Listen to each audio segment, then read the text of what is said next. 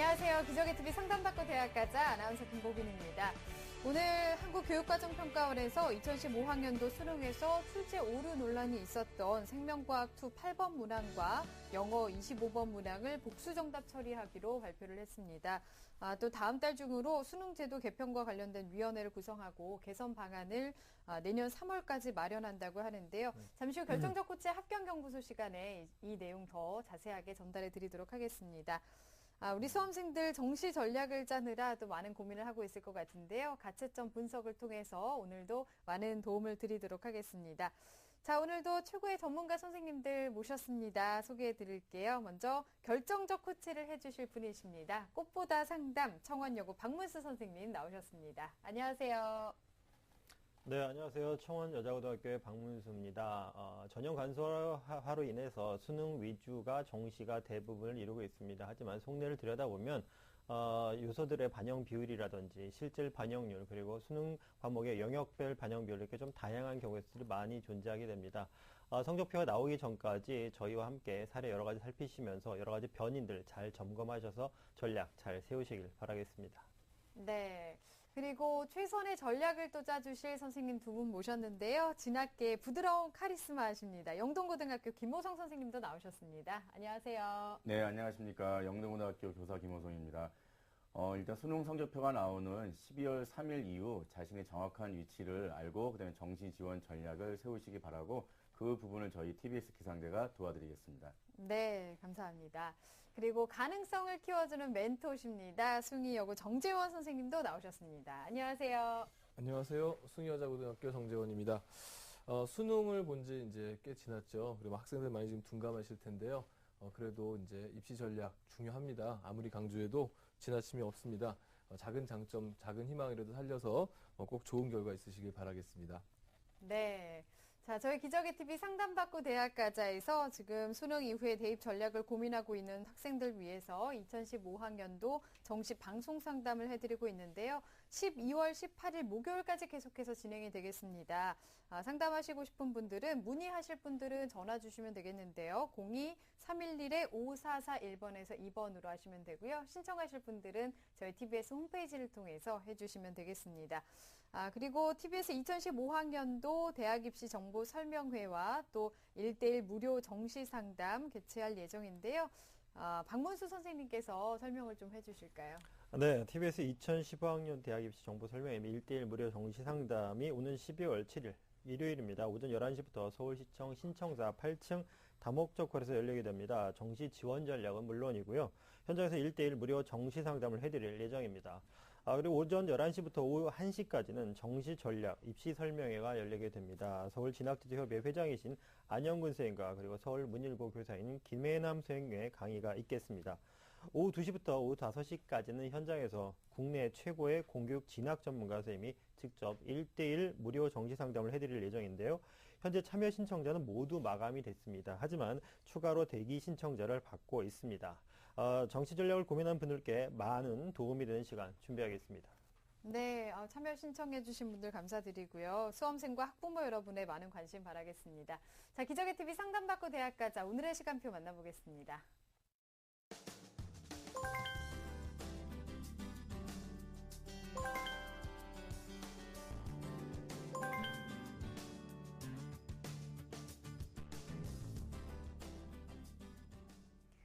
자, 1교시 상담 시작하겠습니다. 정시 상담 해드리고 있는데요. 현재는 가채점 점수를 바탕으로 상담을 해드리고 있기 때문에 수능 성적표가 나오고 실제 입시에서는 변수가 생길 수 있다는 점도 참고하시면 좋겠습니다.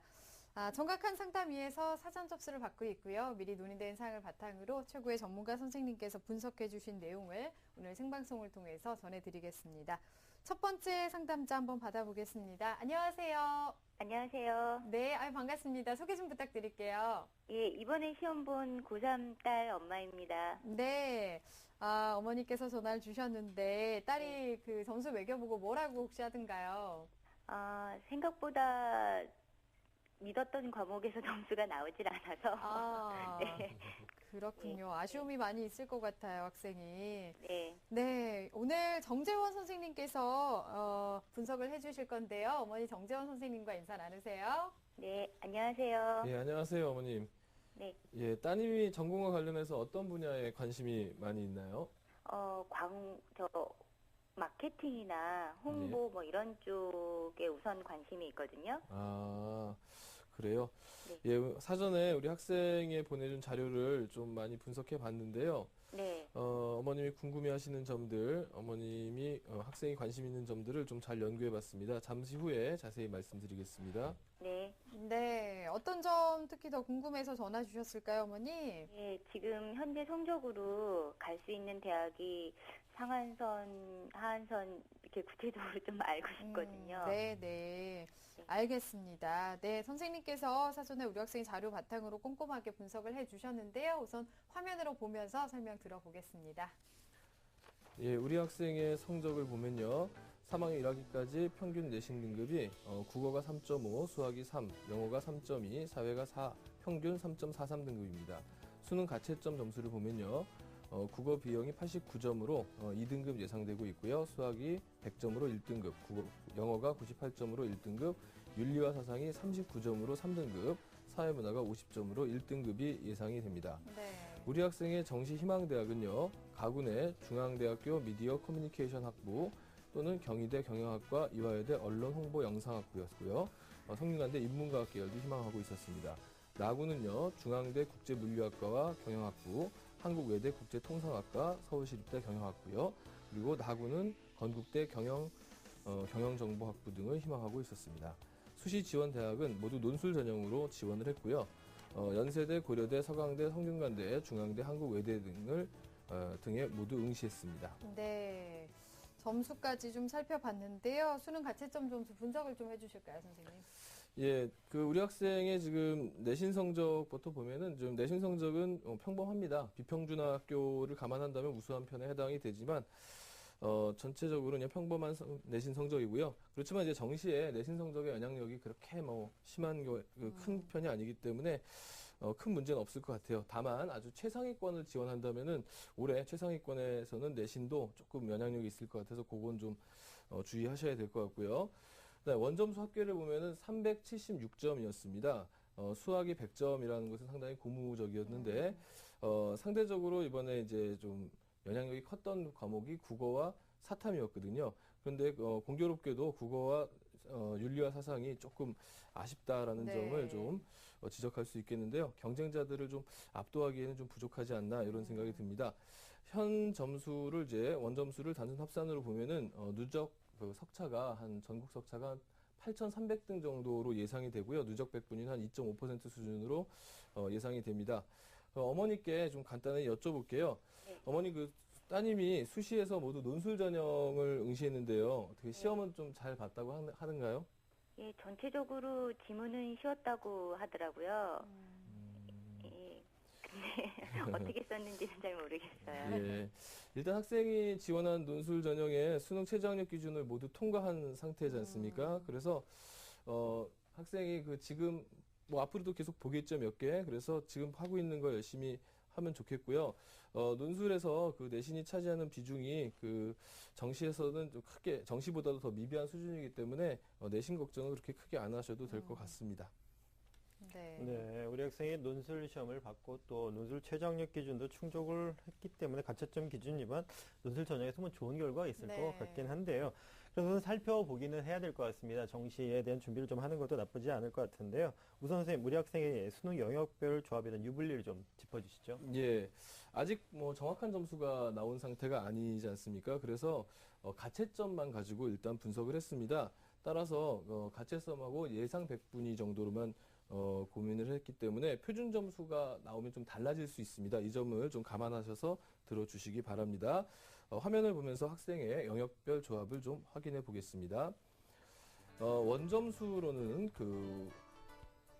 국어 20%, 수학 35%, 그다음에 영어 30%, 탐구 15%를 반영하는 형태가 원점수 합계가 이제 반영 비율을 가산했을 때 382.2로서 가장 좋은 편이었고요. 반면에 국어, 수학, 영어, 탐구를 모두 고르게 반영하는 25% 반영하는 전형이 376점으로 가장 낮은 조합으로 나왔습니다. 백분위 역시 비슷한데요.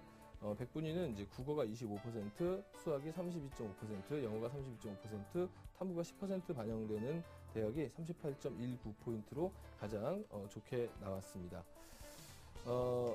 그래서 이제 우리 학생이 그 국어와 사회 탐구는 가급적이면 조금 반영하고요. 그다음에 수학과 영어 반영 비율이 높은 조합을 이제 찾아야 할 것으로 예상이 되고 있습니다. 하지만 네. 표준 점수가 나오면 이게 또 달라질 수 있으니까 그때 다시 한번 점검을 하셔야 될 것 같습니다. 네, 유리한 조합에 대해서 설명을 해주셨는데요. 그러면 우리 학생이 유리한 조합을 갖춘 그 대학들 한번 비교를 해볼까요? 예, 순서대로 이제 유리한 조합대로 한번 비교를 해봤습니다. 네. 순서대로 보니까요. 화면을 보면서 말씀드릴게요. 서강대학교가 아까 백분위로 이제 해봤을 때 국어가 25, 수학이 32.5, 영어가 32.5, 탐구가 10으로서 우리 학생이 가장 약했던 국어와 탐구 반영이 낮고요. 수학과 영어 반영 비율이 높은 서강대가 가장 높은 형태로 나왔고요. 그 다음에 이제 경희대가 탐구가 조금 더 반영되지만 국어가 조금 덜 반영됨으로써 역시 높은 점수가 나왔습니다. 네. 그리고 이제 탐구가 적게 반영되는 중앙대 그리고 외대, 시립대 순으로 학생의 점수가 나왔는데 이들 대학을 이제 우선 고려한 상태에서 지원 전략을 세워볼 것을 권해드리겠습니다. 네, 우리 학생이 잘 본 수학 영역을 좀 살리고 못 본 국어를 조금 덜 반영하는 그런 모델로 서강대, 경희대, 중앙대를 추천을 해주셨는데요. 이번엔 김호성 선생님께 여쭤보겠습니다. 이제 학생들이 정말 이제 성적표를 받게 된다면 표준점수 백분위를 좀 어떻게 활용하는 전략을 좀 세워야 될까요? 네. 일반적으로 대학들은 이제 그 표준 점수만 반영하는 대학이 있고요. 그다음에 이제 백분위만 반영하는 대학이 있고, 그다음에 이제 표준 점수와 백분위를 이제 혼용해서 그 반영하는 대학이 있습니다. 따라서 자기가 어느 그 이 세 가지 조합 중에서 어느 조합이 유리한지를 좀 꼼꼼히 살펴서 실제는 어떤 대학이랑 어떤 그런 영역별 조합이랑 그런 부분이 반드시 일치하는 건 아니기 때문에 반드시 표준 점수랑 백분위를 혼용하는 대학이 전부 다 상위권 대학은 아니고 백분위만 반영하는 대학이 또 하위권 대학이 아니다. 어떤 그런 어떤 기본적인 고정관념을 깨고 자신에게 유리한 조합을 영역별로 한번 살펴보시는 게 좋을 것 같습니다. 네. 자, 그러면 우리 학생의 그 정시 희망대학을 좀 살펴보겠습니다. 분석을 좀 해주실까요, 선생님? 예, 우리 학생이 지금 희망하는 대학은 가군의 중앙대학교하고 나군의 외대를 제가 뽑아서 한번 분석을 해봤는데요. 화면을 보면서 설명드리도록 하겠습니다. 가군에서 희망하던 중앙대학교 미디어 커뮤니케이션 학부 25명을 선발하고요. 표준 점수와 백분위를 활용해서 학생들을 평가합니다. 전형 방법은 앞서 말씀드린 대로 탐구를 10%만 반영하기 때문에 우리 학생에게 상대적으로 좀 유리한 조합을 가지고 있고요. 전년도 경쟁률은 3.44대 1이었습니다.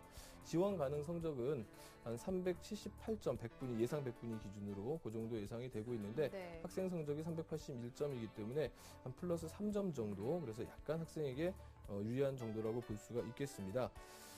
그리고 모집 정원도 전년도 10명에서 올해 25명으로 증가했던 부분들, 그 다음에 이제 학생에게 불리한 사회 탐구가 낮은 거, 그러나 이제 국어는 좀 높다는 건 좀 감안하셔야겠죠. 그런데 백분위로 볼 때는 일단 합격 가능권이 있다고 봐야 되는데, 이게 이제 표준 점수로 환산될 때 표준 점수 차가 많이 나는 국어가 변수가 될 것 같습니다. 그래서 안정권이다 이렇게 말씀드리기 좀 어렵고요. 올해 특히 이 국어 때문에 이 중상위권의 이 치열한 경쟁이 예상되니까 좀 신중한 선택 부탁드리겠고요. 네. 그다음에 학과를 조정하거나 나군에, 이건 가군이니까 나군에 좀 안정권을 하나 집어넣고 여기 도전해 본다면 한번 해볼 만한 상황이라고 보고요. 두 번째로 나군에서 이제 한국외대 국제통상학과를 이제 희망했는데요. 12명 모집하고요.